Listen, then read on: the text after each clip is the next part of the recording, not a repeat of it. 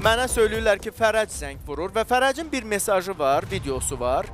O videodakı o fikirləri daha aydın eşidə bilirik. Gəlin birdən onu eşidək, Sevinç bayaq mənə təqdim elədiyini. Gəlin bir aydın eşidək o sözü. Sənin şəxsiyyət vəsiqin, sənin sərhəd pasportun yalnız bu əldən alınacaq. Bunu sənə %100 deyirəm. Buyur evimizdə eşiyində çıxın. Baxın, bu cümlə sizcə şantaj deyilmi? Yəni bir xanıma, 28 illik bir xanımına sən evə dönməsən, mənim bu əlimdən alınacaq sənin sənədin deyib, onu şantaj etmək demək deyilmi? Bu şantaj deyil, bəs nədir, dəyərli vəkilimiz? Manipulyasiyadan çox şantajdır. Yəni, mən bunu bacarıram, amma sən eləməsən, sən geri dönməsən. Qardaş, bir dəfəlik nöqtəni qoyur da bu adam, deyir, istəmirəm, pis deyiləm. Məni şübhələnmirsiniz ki, mən kimdənsə getmişəm, harasa getmişəm, pisəm. Lap şübhələnin, istəmirəm sizi. Yəni, bunu başa düşmək çətindir. Səhv eləmişəm, düz eləmişəm, çıxmışam evdən. Zaur bəy. Və səni mən artıq istəmirəm. O xanım qızıma zəng edib deyir ki, Zarina deyir dönməsə, mən çıxıb onu deyir, ağzına gələn deyəcəm də, biabırlayacam onu orada. Qoy desin. Amma bir dənə Zaurcan bir iş görüb, səhv eləyib, ağıllı eləyib, bilmirəm. Bura gəlib. Bura gələndə də üstü açılıb. Sənin heç bir sənədin yoxdur. Sən artıq bizimləsən ailəsində. Bu verilişdən başqa sənin kim olduğunu heç nə bilinmir. Ona görə bu verilişin gücü də ondadır ki, sən gəlmirsən bura və sənin böyük problemin burada faş olunub, ictimailəşib. Bilirsiniz necədir? İnsanı o həddə çatdırmaq olmaz ki, o özünə qarşı hansısa bir hərəkət eləsin. Bu artıq insanı ölüm həddinə çatdırmaq deməkdir. Yəni buna görə də cinayət var. 125-ci maddədə insanı burada bir təqib var. Əvvəla Zarinanın 15, 17, 16 yaşı yoxdur ki, kimsə onu düşsün, axtarsın və axtarışa versin. Gedib polisə yazıb verib ki, məni heç kim axtarmasın. 45 yaşım var, məni heç kim axtarmasın. Niyə axtarırlar məni? Vəssalam, bitdi polisin axtarışı.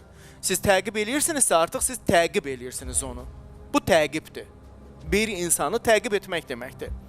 Əsas məsələlərdən biri, bu qadın heç sənin rəsmi xanımın da deyil. Rəsmən arvadın deyil. Ər-arvad deyilsiniz.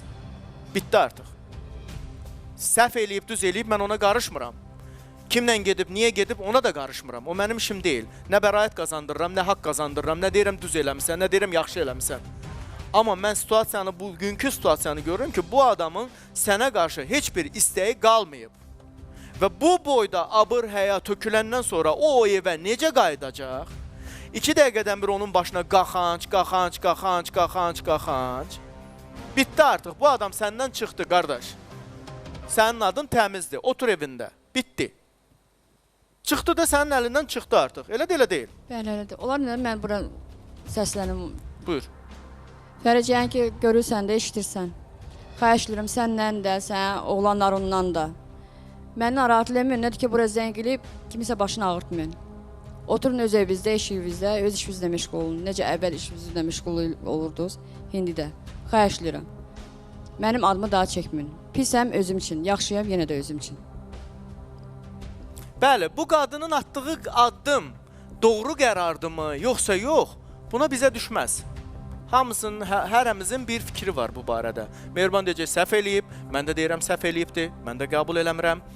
Şamil mənim də deyəcək, səhv eləyib, sən bəlkə haqq qazandıracaq və ya deyəsən, səhv eləyibdir.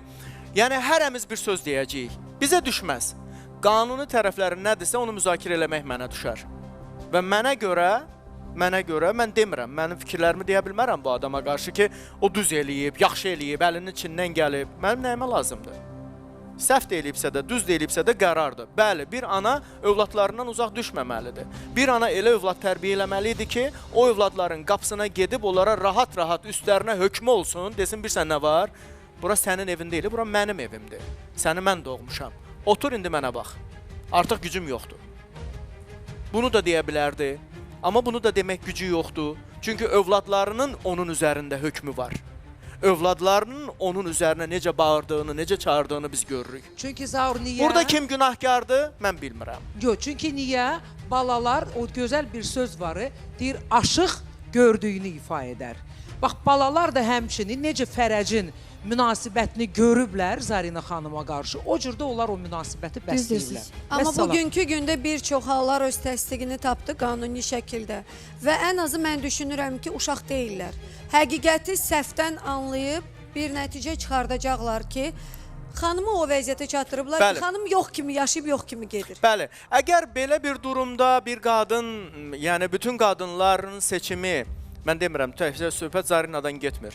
Əgər hər hansı bir sıxıntınız, hər hansı bir çətinliyiniz, əziz qadınlar, zorakılıq görürsünüzsə bir evdə ağrı, acı çəkirsinizsə, çıxış yolu yenə də kişi deyil. Yenə də hansısa bir yağışdan çıxıb yağmura düşməyin.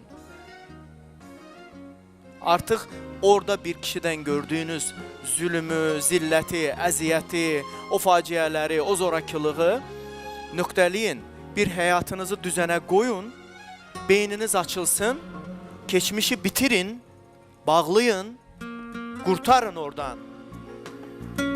Qaçmayın. Yəni, döyüş meydanından deyir, qaçmaq da bir qəhrəmanlıqdır, amma mərdanə tərk etmək lazımdır. Abırla tərk eləmək lazımdır o döyüş meydanını da.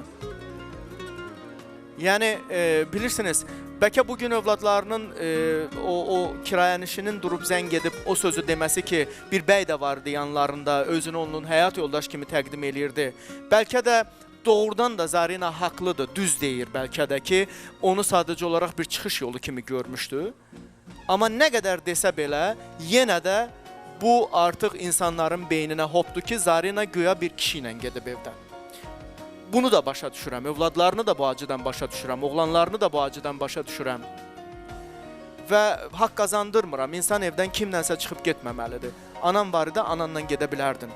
Və yaxud da növbəti bu addımı atmaq istəyən insanlar varsa, əgər kimsə həyat yoldaşınızdan acı görürsünüz, şiddət görürsünüz, vəhşilik görürsünüz, təsadüfən TikTokda kimsə könlünüzü alıbsa, bir şirin dilinə sizə can, mən səni bundan xilas eləyərəm deyirsə, aldanmayın buna. İnanın ki, kimsə sizdən nəsə qopartmasa, sizə kömək etməyəcək. Adınızı bədnam etməyin. Tək gedin. Hüquq mühafizə orqanı var, qanun var, qayda var. Hə, çox məqamda orada görsəniz ki, bir çıxış yolu olmadısa, tək başına. Təsəvvür eləyin ki, Pərvanəni gördünüzmü o Cəllabaddan qaçıb gələn qızı? Spirtli içkidən əziyyət çəkən həyat yoldaşı ona zülüm verirdi. Və Seymur etiraf edirdi ki, mən eləmişəm bunların hamısını. İçmişəm, eləmişəm. Getdi qayın evinə, baldız evinə, ata evinə, qardaş evinə, gördü alınmır, axırda boğuldu, tərliklə qaçıb gəlmişdi bura. Mən demirəm çıxış yolu bu verilişdir, xeyr. Və yaxud da ki, kiminsə verilişidir, xeyr. Bu verilişlər olmaya da bilər, amma hüquqlarınızı bilin. Bir tək onu bilirəm ki, bir kişidən o zərbəni almısınızsa, növbətinin feilinə, dilinə, yalanlarına, şirin yalanlarına aldanıb getməyin. O da sizi uçuruma aparacaq. Ağlına açıq uzaq gedin. Qürurla gedin. Hə, bitir, həyatını yaşa.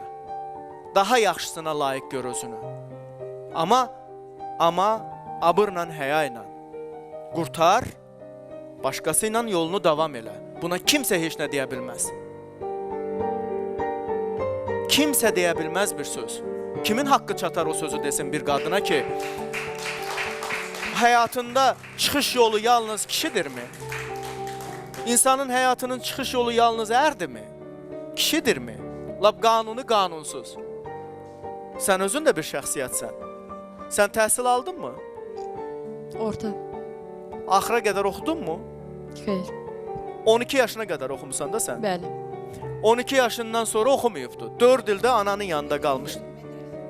Yəni mən bibim qoymadı oxumaya. Dedi ki, rus sektoru Mədrəsə nə deyə? Məktəb oxuyub mu bu adam? Yox, qoy mən deyim də. Niyə oxutmadın Zöhrə?